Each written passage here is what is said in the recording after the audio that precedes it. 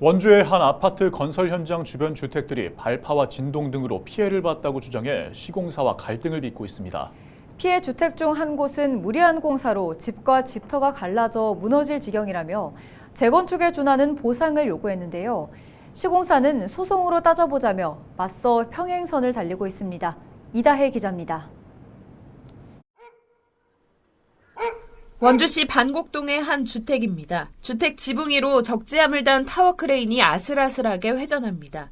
이 집 뒷마당에서 불과 20m 거리에 유명 브랜드 아파트 건설 공사가 2년째 진행 중입니다.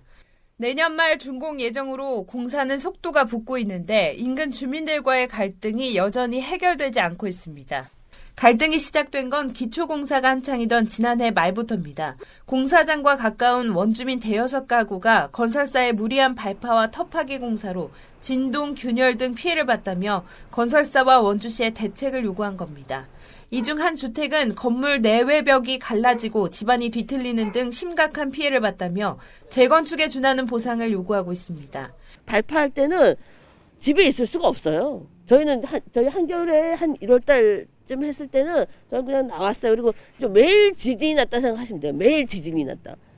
실제로 건설사 측이 주도한 정밀 안전 진단에서도 해당 주택은 지난해 12월 안전등급 C등급을 받았고 2달 만에 D등급으로 급격히 떨어졌습니다.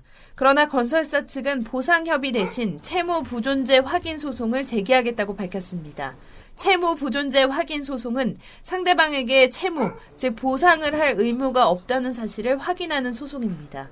피해자에게 지급할 보상 금액을 줄이기 위한 목적으로 보입니다.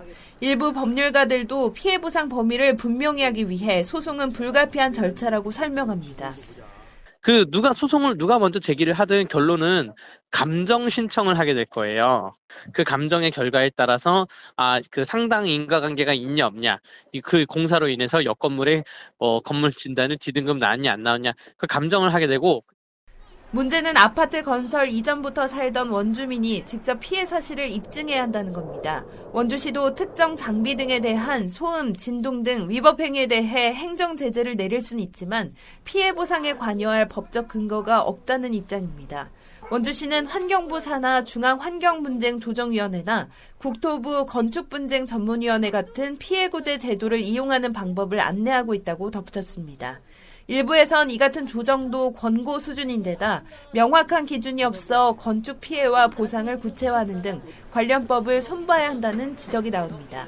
피해 주민인 정 씨는 당초 공사 관계자가 피해를 입힌 사실을 인정하며 충분한 보상을 약속해놓고 이제 와서 오리발을 내밀고 있다며 분통을 터뜨리고 있습니다. 헬로티비 뉴스 이다혜입니다.